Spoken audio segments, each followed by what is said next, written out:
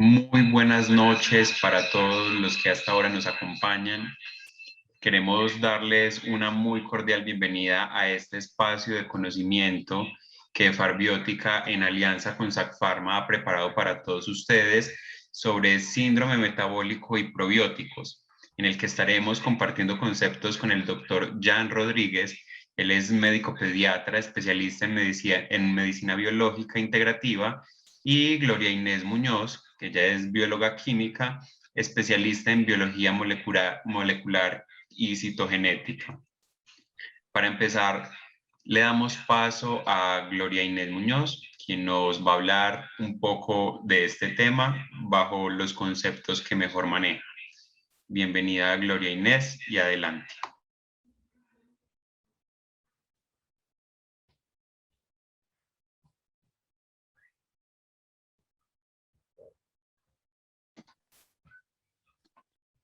Bueno, muy buenas noches. Estamos entonces en la primera de una serie de charlas que vamos a estar haciendo sobre síndrome metabólico, y más que probióticos, en realidad es mirar cómo se interrelaciona la microbiota con cada órgano afectado en esta patología. Sabemos que el síndrome metabólico pues representa un conjunto de alteraciones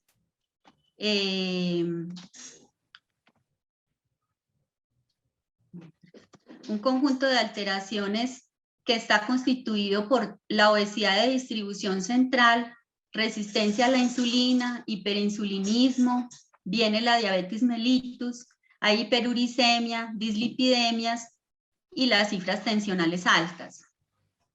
Entonces, hablar de todo esto en una sola charla realmente no es posible, o sea, hay mucho tema para tratar, por eso vamos a hacer varios.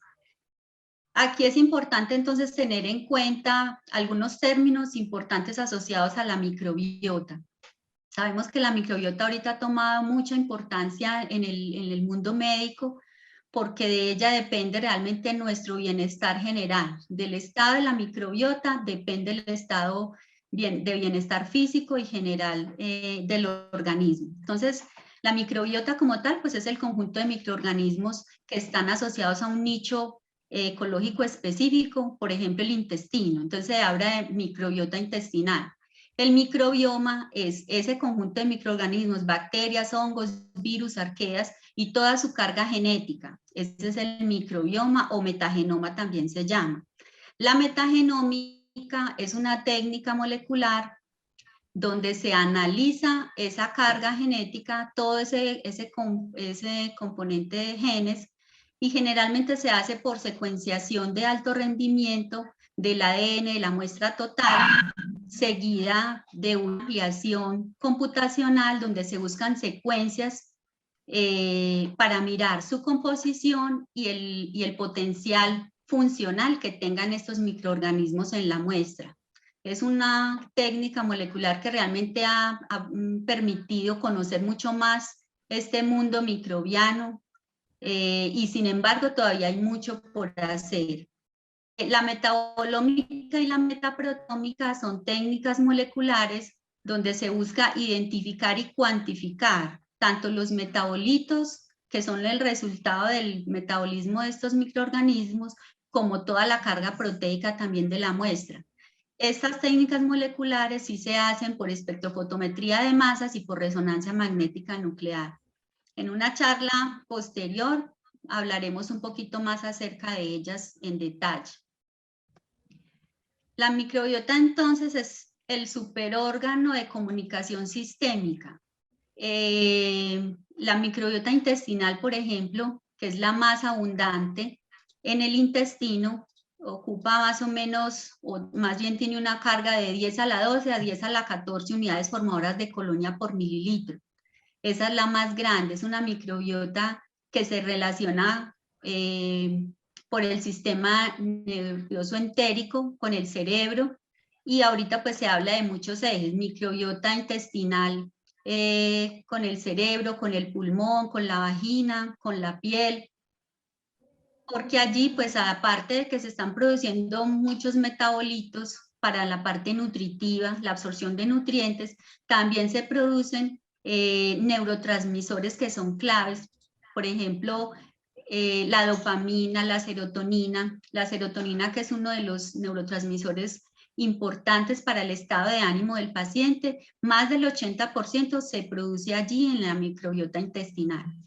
Tenemos también la microbiota oral, que es la segunda en importancia. Allí se han encontrado alrededor de 700 especies, de las cuales se han caracterizado el 10% o menos, porque es que realmente son bacterias que no son fáciles de cultivar in vitro. Entonces, esa es la microbiota oral. Tenemos también la microbiota vaginal, donde proliferan los lactobacilos, especialmente el acidófilos, y pues que el objetivo es mantener un pH vaginal entre 5 y 5.5 para tener estable y controlada esa microbiota, porque allí también encontramos como hongo la Candida albicans, que cuando cambian sus condiciones ambientales es que se vuelve patógena. Y también tenemos la microbiota de piel, que es una microbiota con menos diversidad, menos cantidad de microorganismos, pero que también es importante. Allí proliferan más que todo estafilococos y streptococos. Algunos, como el Propionibacterium, el Corynebacterium, están allí en la microbiota de la piel. Y aquí hablamos también de dos términos claves, como para entender mejor toda la fisiopatología de este síndrome metabólico, que se basa en el buen funcionamiento también de esa microbiota. La eubiosis, que es un estado de homeostasis, de equilibrio, donde están predominando anaerobios estrictos tipo Clostridium, algunos aerobios facultativos y otros aerobios, porque a medida que se baja en el tubo digestivo, de la parte proximal a la distal, pues va disminuyendo los niveles de oxígeno, entonces por eso van a proliferar más los anaerobios. Ya en la parte de disbiosis, la disbiosis como tal es una alteración de la microbiota como consecuencia de la proliferación de patógenos a nivel del intestino. Cuando esa proliferación de patógenos se da en el delgado por flora colónica, ¿qué quiere decir esto? Que se pasan bacterias del intestino grueso, del colon, se pasan al intestino delgado. Entonces allí lo que se da es un sobrecrecimiento bacteriano del intestino delgado, que es lo que se conoce más como un SIBO. Y eso depende pues del paciente. A nivel pediátrico es una condición grave, entre más bebé sea pues el niño, por decirlo así, un niño prematuro, es más delicada su estado y generalmente son niños que se hospitalizan. En un adulto se puede manejar más fácil con dieta rica en carbohidratos fermentables, con un buen probiótico que tenga un buen prebiótico. Allí hablamos entonces de un simbiótico. Aquí es clave tener en cuenta qué simbiótico se puede manejar para darle pues una mejor calidad de vida al paciente, porque esto le está mejorando toda la parte digestiva. Entonces aquí tenemos una aproximación de la microbiota intestinal, del intestino. Como les decía ahorita, pues proliferan las bacterias anaerobias estrictas tipo Clostridium. Hay mucha diversidad bacteriana y mucha cantidad de bacterias. Esto también me habla de un estado de eubiosis. Entre más diversidad y más cantidad de bacterias haya, quiere decir que está funcionando mucho mejor esa microbiota. Por eso también es importante el uso de un simbiótico, un probiótico que sea multicepa, porque tiene más oportunidad de interactuar con toda esta microbiota normal del organismo. Aquí vemos entonces los síntomas de una disbiosis. Aquí estamos hablando específicamente del SIBO. Vemos cómo entonces ese paciente presenta flatulencia, mal sabor en la boca, eructos, dolor abdominal, distensión abdominal, disminuye su apetito y puede presentar náuseas también, acompañado de diarrea o algunas veces hay estreñimiento. Entonces cualquiera de estos síntomas me habla de que hay una disbiosis. Con seguridad que ustedes, los que me están escuchando, y yo podemos tener disbiosis, porque generalmente por los hábitos alimenticios no se tiene una microbiota en el estado óptimo como debe ser. Entonces, donde hay cualquier proceso inflamatorio, no solamente a nivel intestinal, a nivel digestivo, cualquier proceso inflamatorio, llámese a nivel osteoarticular, a nivel cardiovascular, cualquier tipo de inflamación, siempre está asociada a una disbiosis. Y aquí hablamos entonces de las funciones como tal de la microbiota. Hay funciones en la parte metabólica, donde el objetivo principal es la producción de ácidos grasos de cadena corta y la absorción de nutrientes. Tenemos también una función trófica y nutritiva. Recordemos que trofismo se refiere, perdón,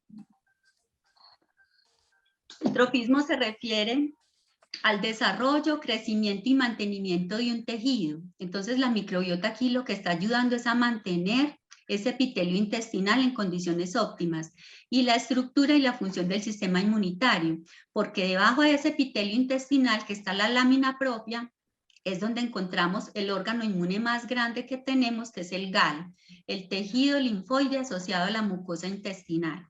También tenemos la función de barrera defensiva contra patógenos, donde la microbiota cumple también un papel importante y ahorita pues vamos a ampliar un poquito los mecanismos. Y el sistema inmunitario, la microbiota aquí cumple una función inmunomoduladora, donde claramente tiene que hacer la diferenciación entre los antígenos de la microflora comensal, que es la microflora o la microbiota benéfica, y los antígenos de los patógenos, para dar una respuesta en la parte inmune, ya sea tolerogénica en el caso de la microflora comensal o una respuesta proinflamatoria en el caso de los antígenos de los patógenos. Y aquí ampliamos un poquito entonces este concepto. Hablamos de que dentro de la función metabólica de la microbiota está contribuir a regular el metabolismo del colesterol. Y esto está dado por uno de los ácidos grasos de cadena corta, que es el ácido acético o el acetato, que está implicado en la síntesis del colesterol y en el hígado. Tenemos también que la microbiota favorece la absorción de oligoelementos, como el calcio, el hierro y el magnesio, y está mejorando la biodisponibilidad del cobre, del fósforo y del zinc. Aparte de eso, la microbiota también sintetiza vitaminas, casi todas las vitaminas del complejo B, la vitamina B2, la B6, la riboflavina, la piridoxina, la B5 que es la niacina, el ácido pantoténico, el ácido fólico, la vitamina K, y esto también están mediando las bifidobacterias. Entonces, allí estas bifidobacterias cumplen un papel también bien importante.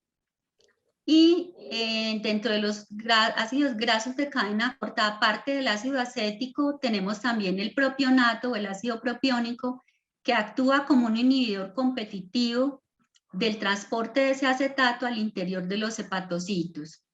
Además de eso, pues está el butirato, que es el más importante, entre comillas, porque realmente cumple una función clave como fuente de energía del colonocito, del enterocito como tal. Y aparte de eso, tiene un efecto trófico sobre ese mismo enterocito, reduciendo, porque ayuda a regular la diferenciación celular del enterocito y así está reduciendo el riesgo de cáncer colorectal, que esto ya está comprobado, ya hay evidencia clínica, hay varios estudios al respecto que comprueban esto, que pacientes con cáncer colorectal, cuando les miden las concentraciones de butirato, están muy bajas y se relaciona directamente, porque este butirato induce la apoptosis tumoral a este nivel. Entonces,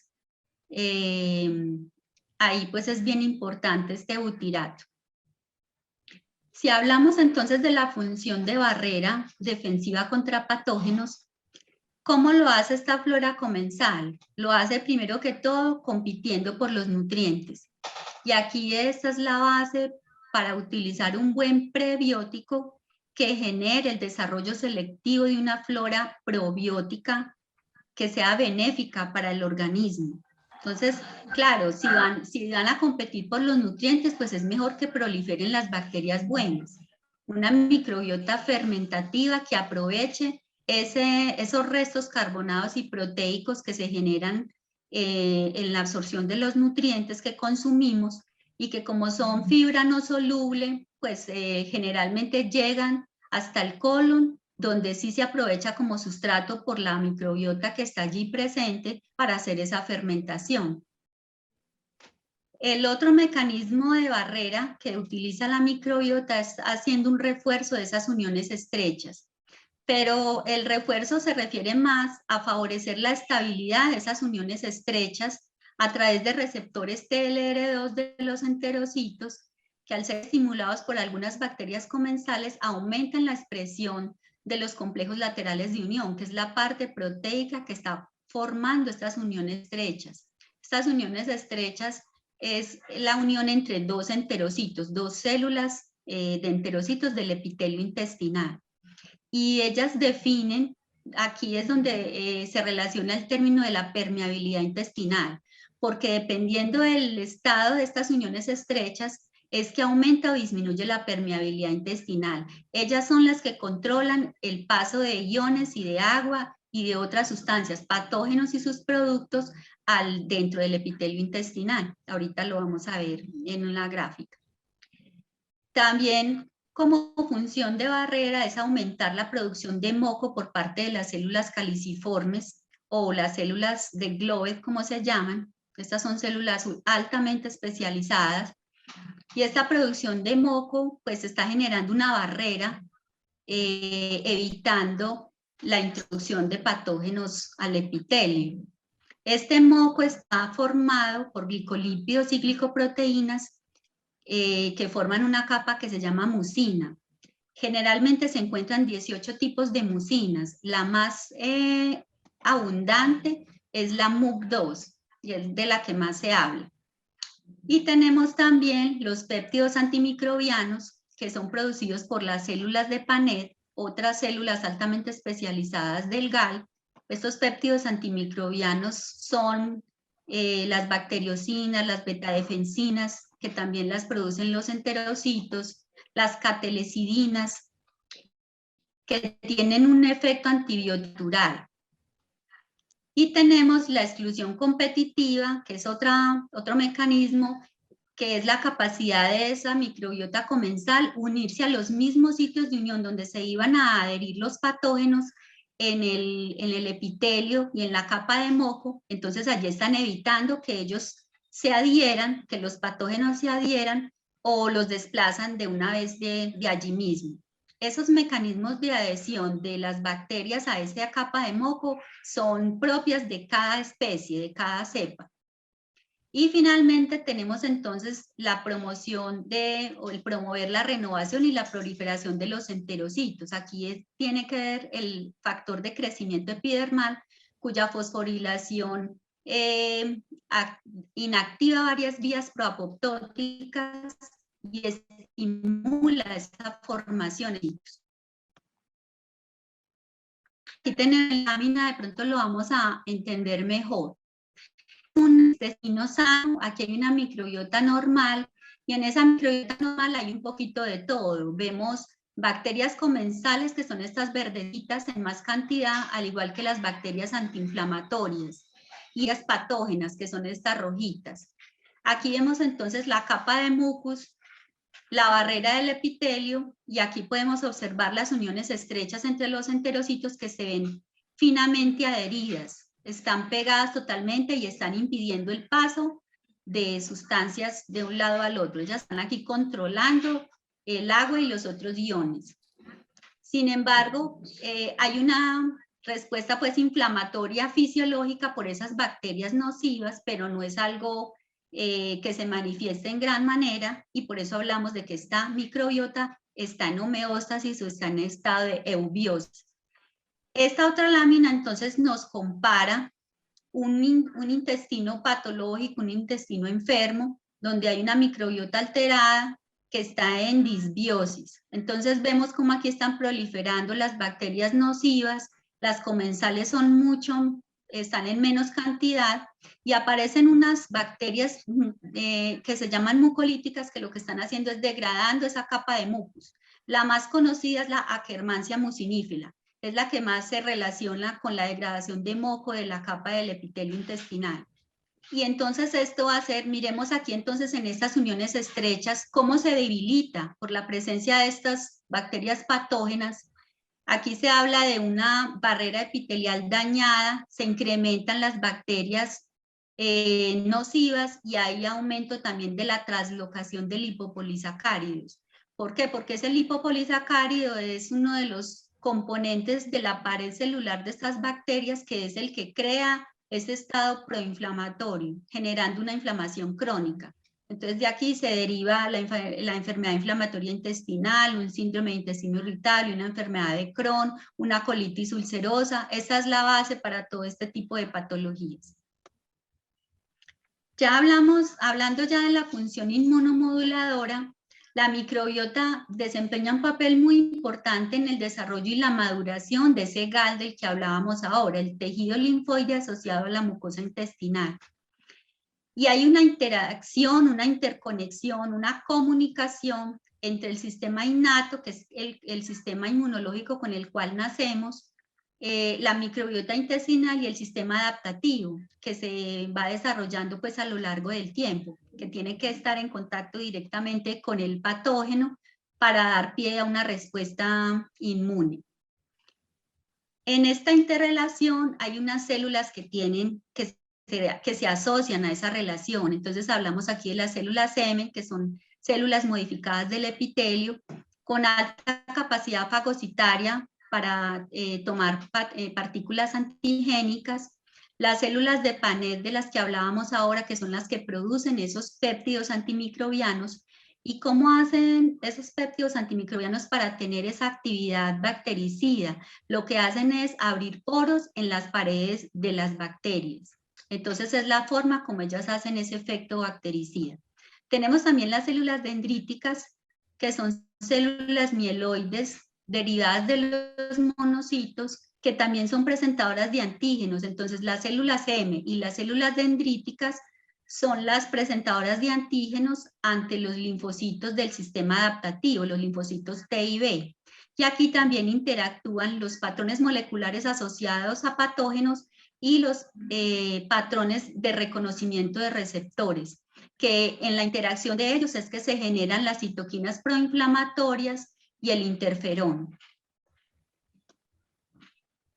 Aquí vemos entonces una lámina donde se muestra pues como todas las células de las que estamos hablando, las células M, las células dendríticas, las citoquinas de los receptores TH, TLR2, las inmunoglobulinas A, las células de Gloedo, las células caliciformes que son las productoras de moco, pues como para tener una visión. Y ya hablando aquí de la interrelación entre la microbiota intestinal, el hígado y la vesícula, pues cuando se habla de patologías del hígado se asocian mucho al consumo de alcohol. Entonces se habla de cirrosis hepática, hepatitis alcohólica, carcinoma hepático. Hay otra enfermedad hepática que no está asociada al alcohol, que es la esteatohepatitis metabólica, o lo que llaman hígado graso. Y aquí, ¿cómo se interrelaciona la microbiota en este escenario? Entonces, la microbiota lleva esos metabolitos al tracto gastrointestinal y luego van hasta el hígado. Ese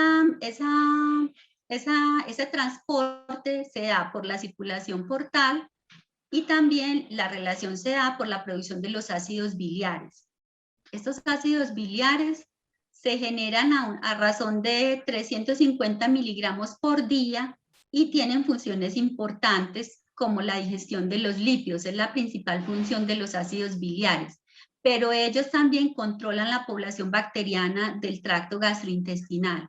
¿Por qué lo hacen? ¿Cómo lo hacen? Porque pueden disolver las membranas celulares bacterianas, tienen la capacidad de desnaturalizar sus proteínas, pueden causar daño a ese ADN bacteriano y además controlan la expresión de genes eucariotes que están implicados en esa diversidad, en esa defensa bacteriana. Sabemos que esos ácidos biliares se convierten en sales biliares primarias y secundarias. El paso de sales biliares primarias a secundarias está dado por algunas bacterias y aquí tenemos los géneros implicados en esa transformación. Aquí tenemos entonces los bacteroides, los lactobacillus, las bifidobacterias y el género Clostridium.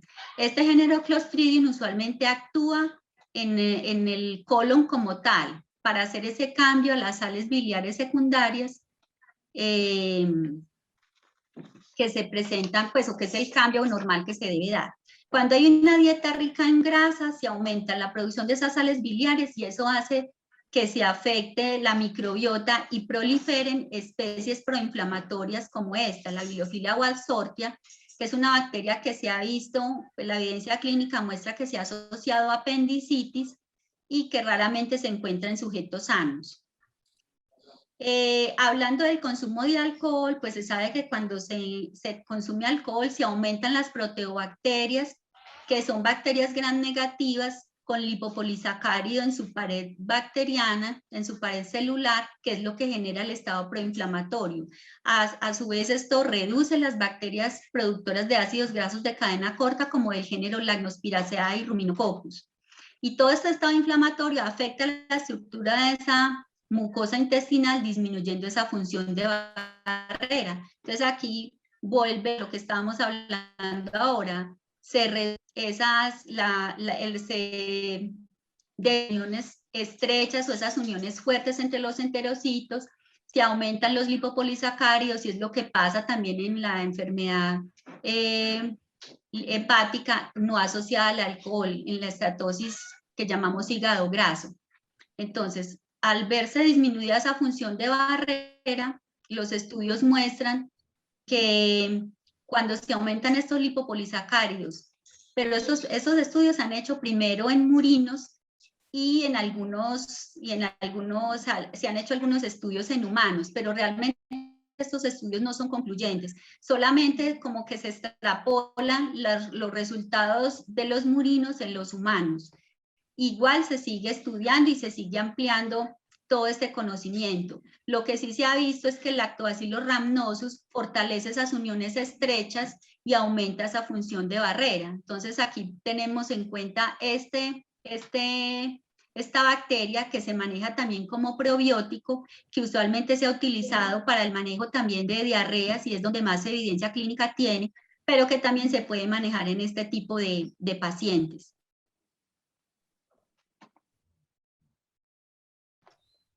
Perfecto, agradecemos a Gloria por su intervención y los invitamos a continuar la segunda parte de la reunión con el doctor Jan Rodríguez en el link que nuestras compañeras Patricia, Daineris y Marta les han estado compartiendo al WhatsApp. Los invitamos a que se conecten a ese otro espacio en el que estaremos conversando con el doctor Jan. Inmediatamente finalicemos este espacio acá con Gloria. Entonces, los invitamos a continuar inmediatamente en ese link. Muy buenas tardes, muchísimas gracias a los que continúan conectados con nosotros. Agradecemos su permanencia, su fidelidad con nuestra charla. Por acá vamos a continuar con la intervención del doctor Jan Rodríguez acerca de este tema desde un punto de vista un poco más clínico. Los invitamos a que continuemos atentos y a que estemos muy activos en esta segunda parte de la reunión para hacer todas las preguntas que tengan, pues, tanto para el doctor Jan como para Gloria Inés, nuestra bióloga. Entonces, bienvenido, doctor Jan. Le damos paso a usted para que continúe con la presentación y, como le reiteraba, agradecemos la presencia de quienes continúan con nosotros. Bienvenido, doctor Jan. Bueno, muchas gracias. Saludos a todos. Saludos a todos. Quiero que me digan si el audio está bien, así sea por manera interna, para saber que estamos comunicando correctamente la información. Así es, doctor Jan, lo escuchamos perfectamente. Bueno, muchas gracias. Quiero hacer rápidamente un recorderis de lo que la literatura tiene con respecto a síndrome metabólico y probiota, ¿cierto? Y voy a compartirles entonces pantalla. Permítanme Permítanme, compartir pantalla. Creo que ahí estamos bien, ¿cierto? Confírmame, por favor. Así es, perfecto. Listo, muy bien. Entonces, síndrome metabólico y probióticos. Es un tema bastante denso, digámoslo así, pero bastante apasionante si se mira con la intención de aprender.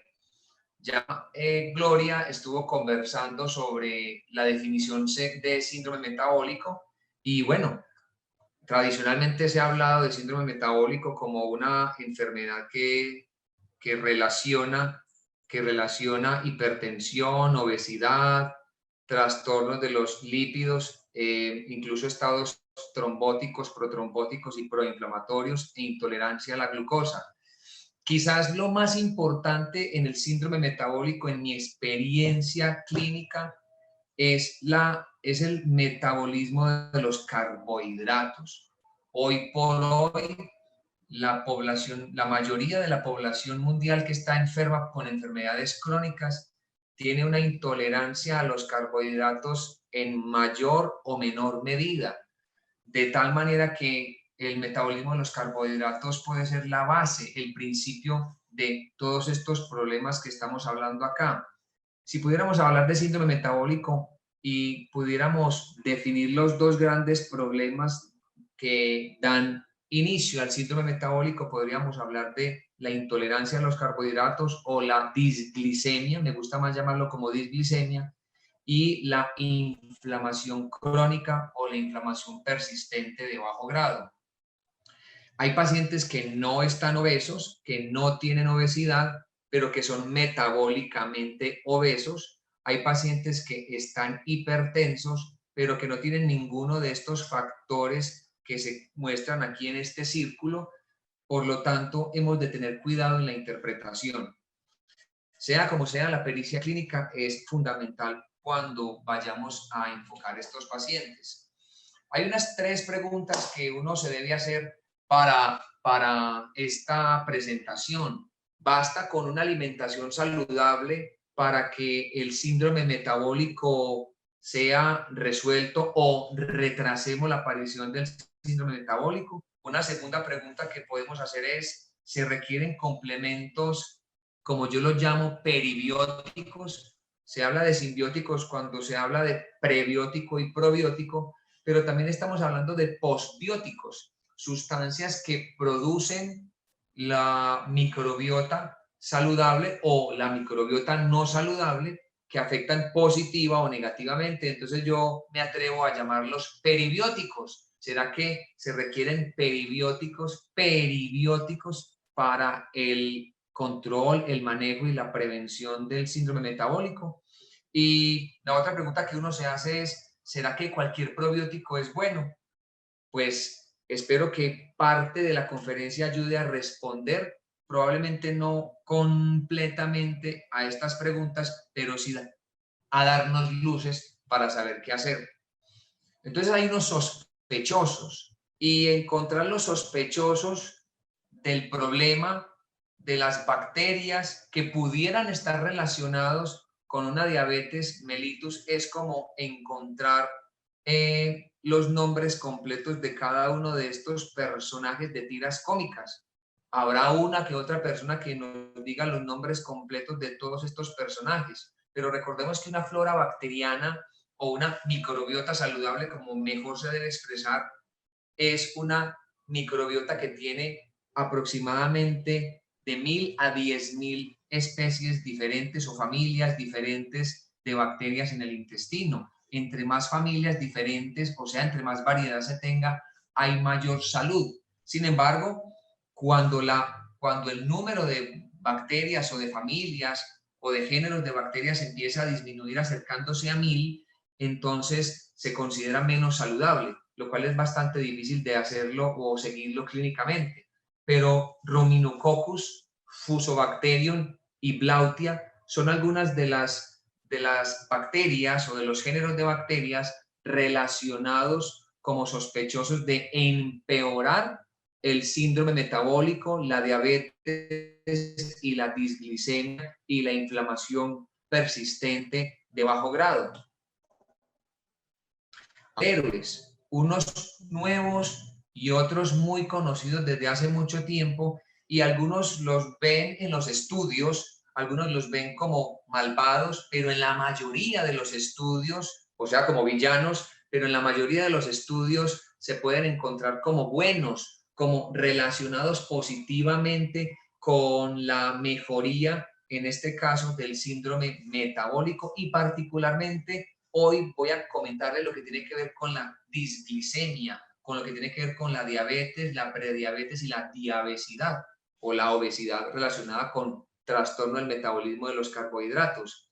Y las bacterias que encontramos como posibles superhéroes son los géneros de las bifidobacterias, los bacteroides, el Fecalibacterium, la Akkermansia y Roseburia. Cuando uno mira, esas son las que más se repiten en los estudios, tanto clínicos en humanos como estudios de laboratorio que se hacen sobre todo en ratones. Pero, ¿cuáles son las armas de estos superhéroes? Identificar los mecanismos de acción, los metabolitos activos, las relaciones de interleuquinas, de sustancias proinflamatorias, antiinflamatorias y demás, en cuanto se habla de probióticos o microbiota y síndrome metabólico. Es como darnos cuenta cuál de estas armas pertenece a qué superhéroe. Y yo creo que la mayoría no sabe estas armas a quién pertenecen, excepto unas 2 o 3 armas que utilizan los superhéroes en esta diapositiva. Los 4 grandes mecanismos que uno podría mirar como relacionados a todas estas bacterias, a todas estas familias de microbiota, son la modulación de la inflamación, la modulación de la permeabilidad intestinal, la afectación positiva o negativa en el metabolismo de los carbohidratos y la oxidación de los ácidos grasos y la relación de este con el gasto energético. Vamos a hablar de cada uno de estos puntos y algunas bacterias relacionadas con ellas y cómo podríamos entonces nosotros utilizarlo en la práctica clínica. La modulación de la inflamación es como recibir un golpe, como Superman recibir un golpe y no hincharse demasiado. Y la modulación de la inflamación depende mucho del aumento o no de las citoquinas proinflamatorias, también del aumento de las quimiosinas y también del aumento de las proteínas inflamatorias. Imagínense Superman recibiendo un golpe duro de Batman e hinchándose y viéndose con los cachetes hinchados o con el ojo colorado, sería como vergonzoso. Del mismo modo, nuestro organismo se defiende muy bien de las injurias que nosotros mismos cometemos con fármacos, con alimentos, con infecciones y demás, y de una manera muy hermosa hay una estabilidad en la producción de citoquinas y sustancias proinflamatorias y antiinflamatorias. Y en ese orden de ideas, una de las sustancias más importantes es la interleuquina 10, la cual aquí tengo un esquema de la misma. Y la interleuquina 10 tiene una gran relación con varias bacterias. Se aumenta de una manera importante cuando hay un aumento intestinal de Roseburia intestinales, de Bacteroides fragilis, de Akkermansia mucimífera, de Lactobacillus plantarum, así como de Lactobacillus casei. Todo respaldado con estos estudios y con estas publicaciones que ustedes pueden ver acá. Entonces la interleuquina 10 es una interleuquina que tiene que ver con la modulación de la inflamación. De otro lado, o más bien para complementar la diapositiva anterior, la interleuquina 10, la inducción que estas bacterias que acabo de comentar producen de interleuquina 10 pueden contribuir positivamente al metabolismo de los carbohidratos. Y eso ya es un efecto positivo interesante para todos nosotros, pero además de todo, en cuanto al metabolismo de los carbohidratos, también puede ayudar a proteger de la resistencia muscular a la insulina. Por eso pongo este dibujito de un esquema muscular de una persona obesa, recordando que el músculo es uno de los órganos más importantes en el control de las disglicemias para evitar la resistencia a la insulina. Entonces no es solamente el ejercicio, sino también la buena alimentación o la buena suplementación con probióticos que tengan algunas de las bacterias comentadas previamente. También tenemos como la interleuquina 22, cuyo efecto antiinflamatorio es bien conocido y cuyo efecto en la sensibilidad a la insulina también es bien conocido. Se aumenta cuando hay Roseburia intestinalis, una bacteria que no es muy escuchada, pero que viene viéndose cada vez más en los estudios como una participante de la modulación de la inflamación y una mejoradora de la sensibilidad a la insulina. Aquí podemos ver entonces una foto, una microfotografía de Roseburia intestinalis, y además del efecto positivo que acabamos de hablar en la inflamación, también para mejorar la modulación de la inflamación, podemos ver cómo estos estudios aquí reportados muestran que promueve las células T reguladoras e induce la producción de TGF-beta, así como suprimir la inflamación intestinal. Y esto es bastante interesante cuando vamos a tomar la decisión de cómo actuar con nuestros pacientes.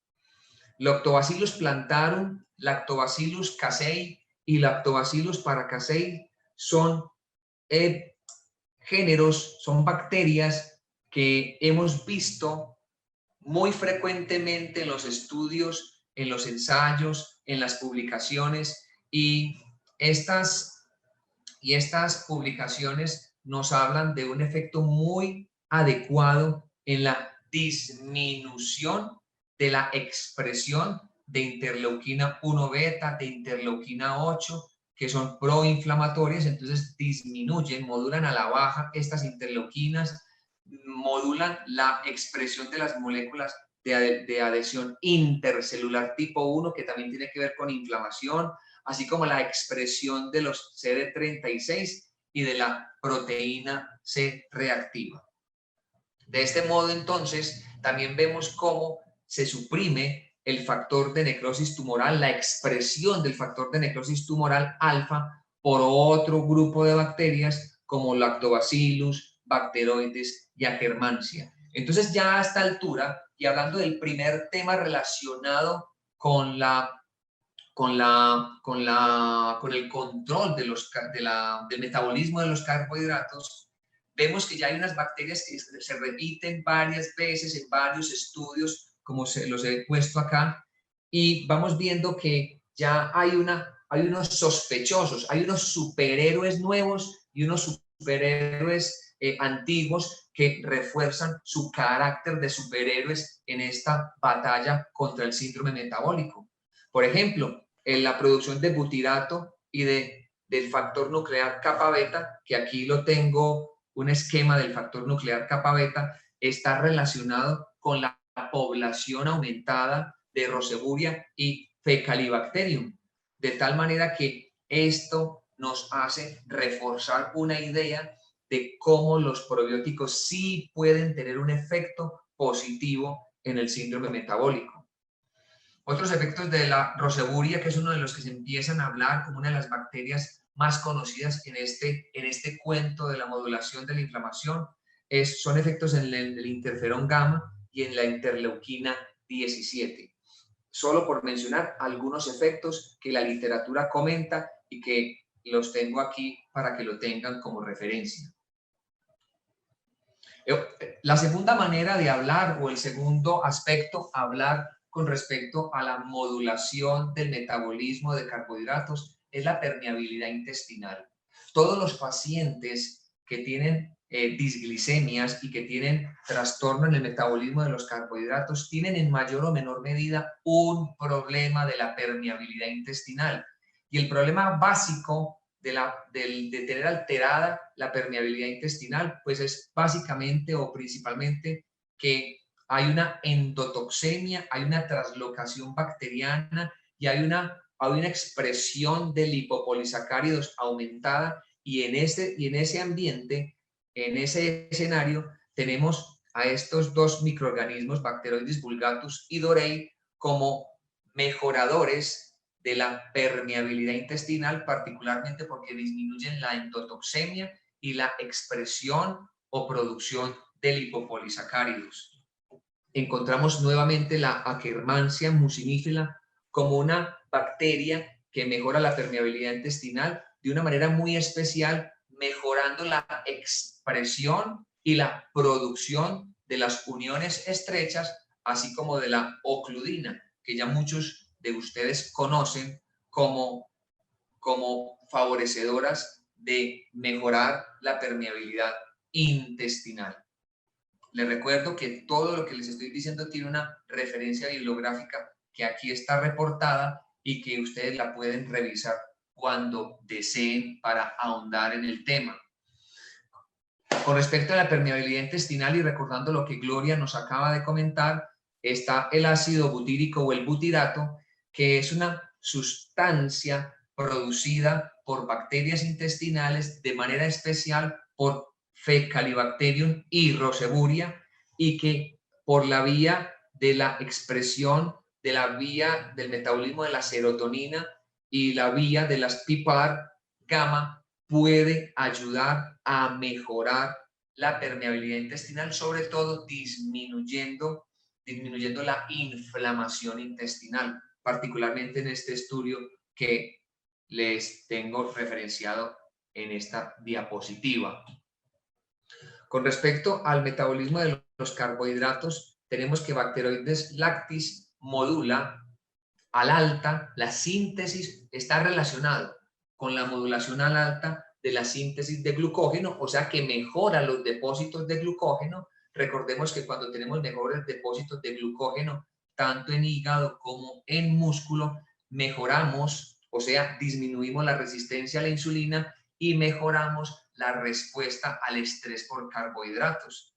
Esta bacteria, Bacteroides lactis, también modula a la baja los genes que participan en la gluconeogénesis. Cuando hay mucha gluconeogénesis, tenemos un problema metabólico, porque mucha gluconeogénesis significa muchos carbohidratos simples circulando, mucha glucosa circulando y afectación en consecuencia de hiperinsulinismo y empeoramiento de la resistencia a la insulina. Pero también también hay una relación en la mejoría o en el aumento de la translocación de esta proteína GLUT4 a nivel sistémico.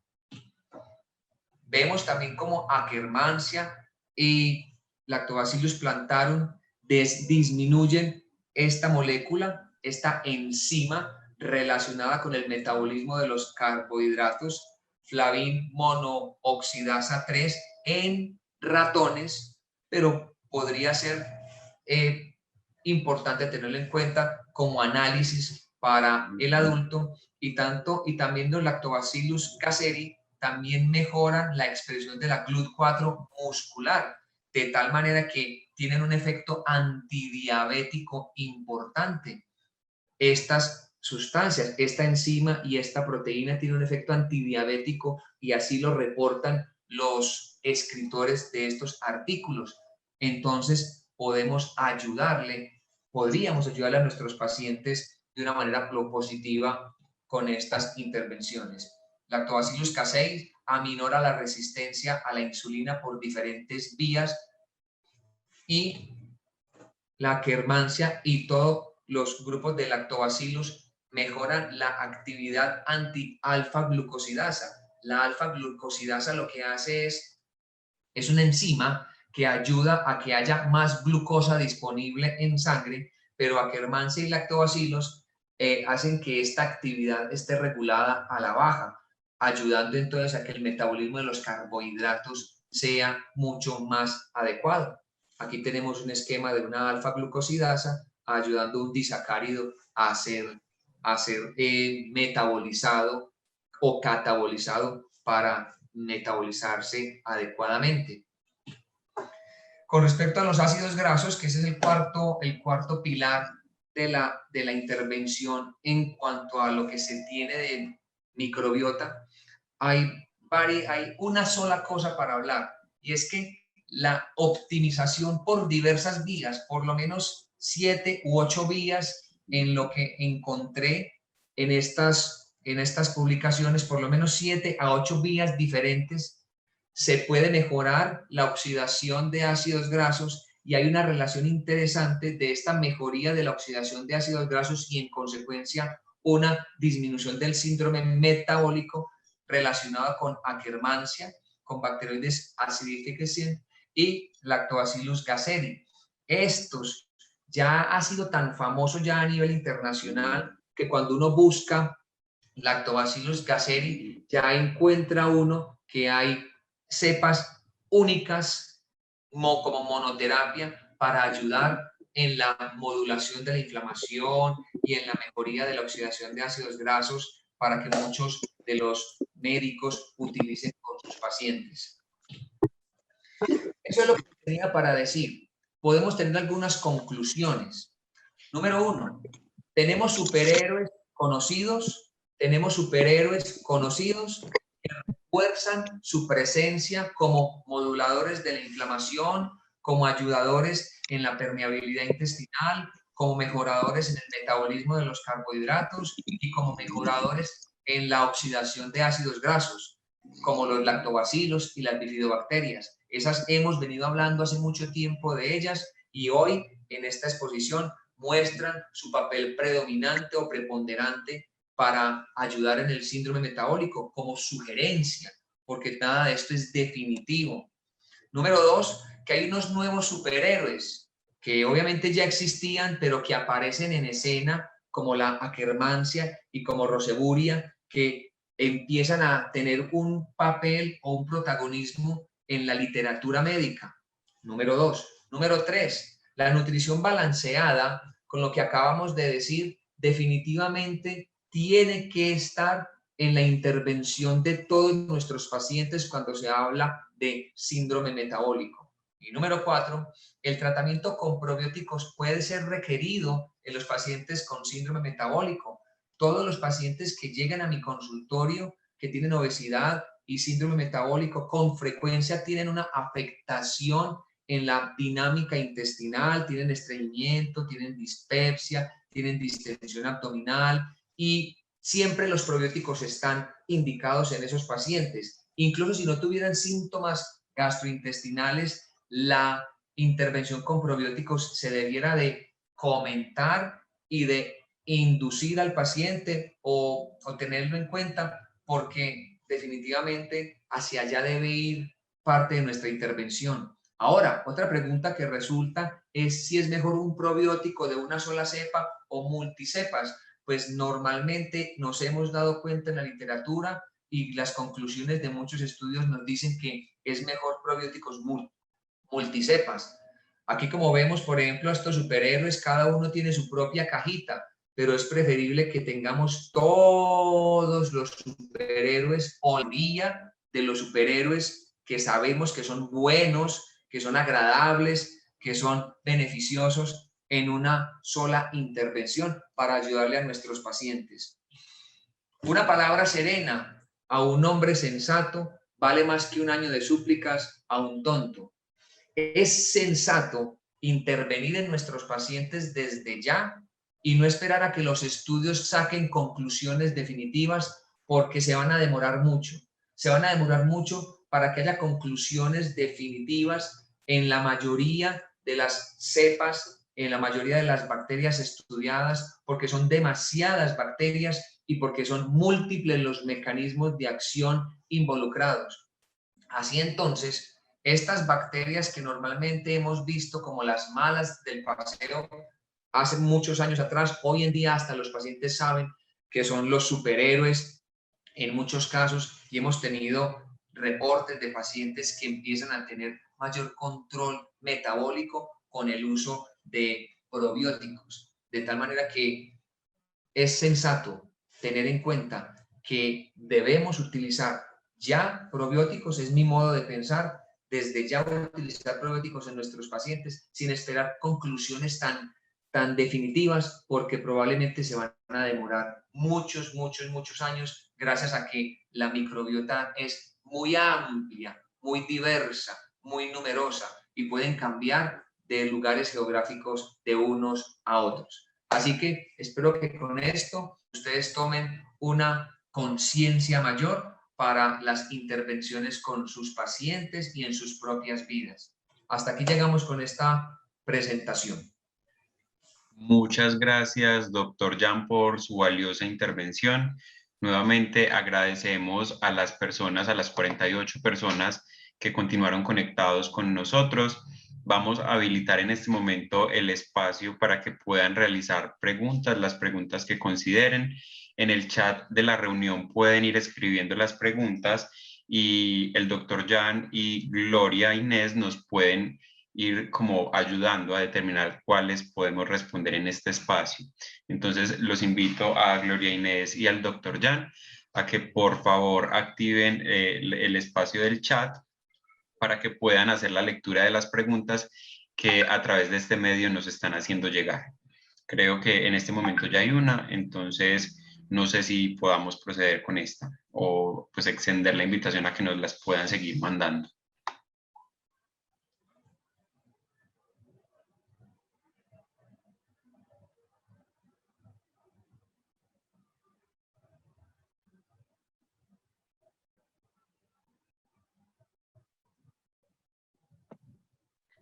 Bueno, ahí nos están preguntando que a qué se refiere el término Bacillus coagulans. El Bacillus coagulans es una bacteria gram positiva, se utiliza como probiótico en algunas aplicaciones, por decirlo así, en algunos medicamentos en la industria farmacéutica. Tiene la ventaja de que es gastroresistente, resiste los ácidos biliares. Él forma esporas y de esta manera se protege contra ese pH gástrico para llegar al colon a hacer su efecto probiótico como tal.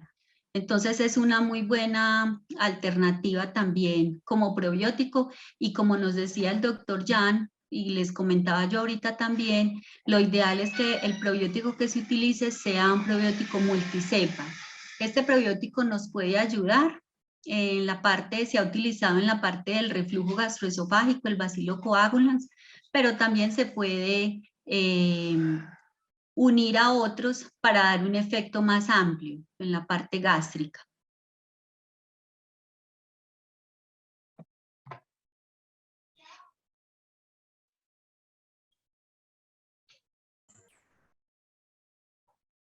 Perfecto. No sé si alguien más se anima a hacer alguna pregunta, tiene alguna duda, alguna inquietud que podamos reforzar en este espacio de 10 minutos que todavía nos quedan de reunión y de conferencia.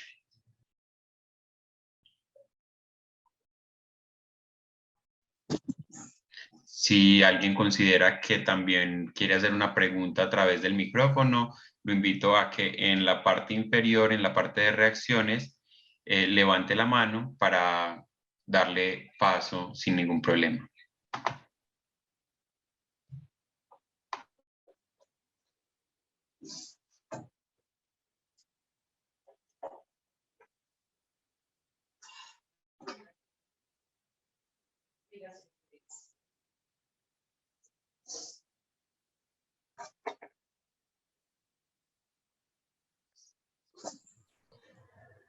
Bueno, por ahí están preguntando el efecto de la berberina en impermeabilidad intestinal. Yo particularmente no conozco mucho sobre berberina en impermeabilidad intestinal, pero recuerdo algo con respecto a una relación positiva en la mejoría de la permeabilidad intestinal. Por acá me están hablando de qué intereses cruzados se pueden presentar de estos con los antibióticos de tercera generación.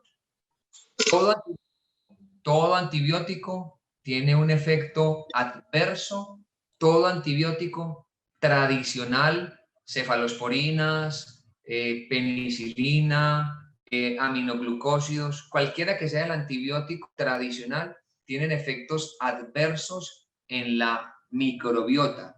Los únicos antibióticos que yo recuerde que no tienen efectos adversos en la microbiota son los aceites esenciales. Los aceites esenciales se han utilizado como antibióticos y no solamente tienen un efecto antimicrobiano, sino que tienen un efecto positivo en la microbiota intestinal.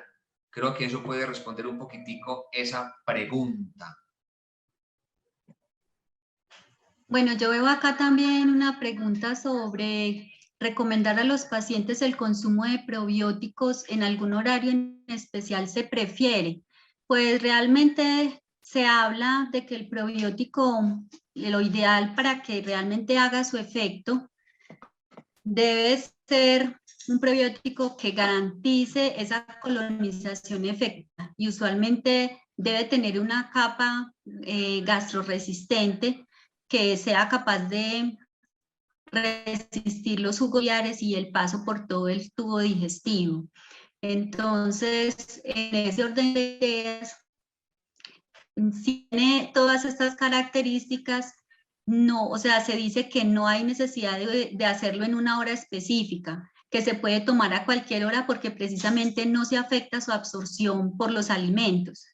Entonces, en esta parte, pues lo puede tomar a cualquier hora.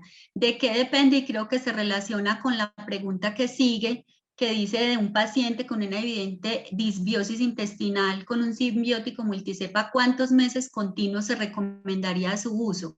Depende de la patología que tenga el paciente. En las enfermedades crónicas, usualmente los probióticos se deben manejar de 3 a 6 meses.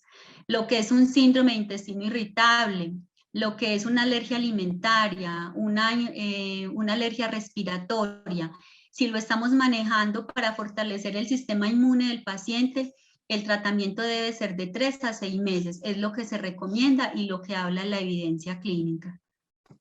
Sí, efectivamente, normalmente es por lo menos 3 meses. Por lo menos 3 meses y muchas veces lo que uno hace es utilizar probióticos. Yo particularmente utilizo probióticos 3 meses seguidos y de ahí en adelante, dependiendo de la enfermedad que tenga el paciente, alternar un mes de descanso con un mes de probióticos y seguir así hasta completar un año o incluso más, dependiendo del paciente, dependiendo de los hábitos que haya tenido en su alimentación, si ha mejorado el consumo de fibra, si ha mejorado el consumo de prebióticos, si ha tenido resolución de su enfermedad de base, entre otras.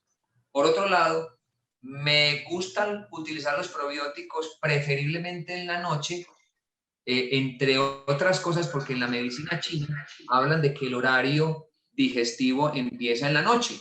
Entonces yo particularmente lo recomiendo en la noche y casi siempre lo recomiendo sobre los alimentos o después de haber comido, porque en ese momento es cuando el ácido intestinal, el ácido gástrico, justo al momento después de haber comido, ha bajado la acidez y entonces pueden morir menos cantidades de bacterias. Pero hay quienes recomiendan utilizarlo incluso lejos de las comidas y eso depende mucho del fabricante y también de la experiencia personal y de la pericia que como médicos tengamos.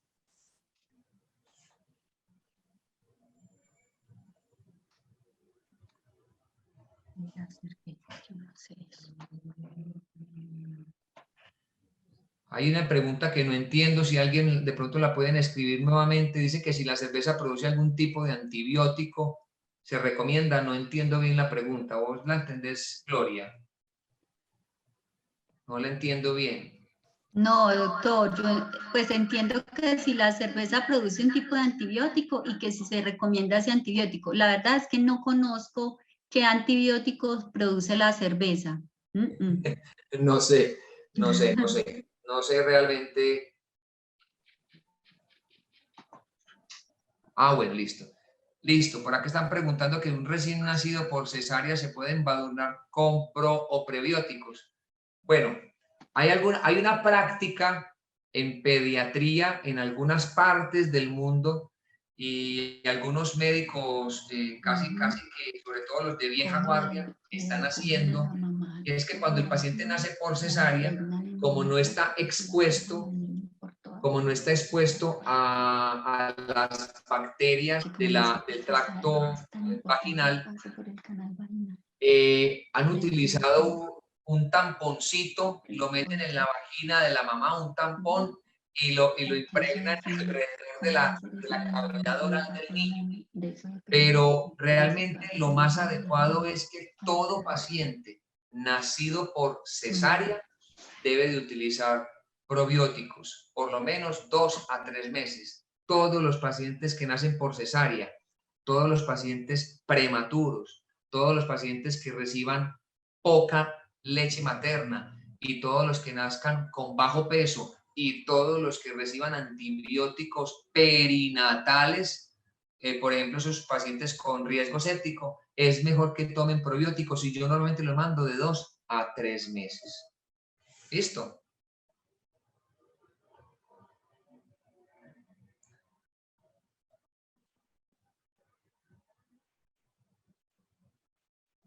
Por aquí me preguntan, Gloria, o nos preguntas que si existe evidencia de disminución de probióticos con relación de recurrencias ginecológicas de Candida albicans. Me imagino que se está refiriendo a una alteración de la microbiota y la presencia de Candida albicans. Sí, está relacionado.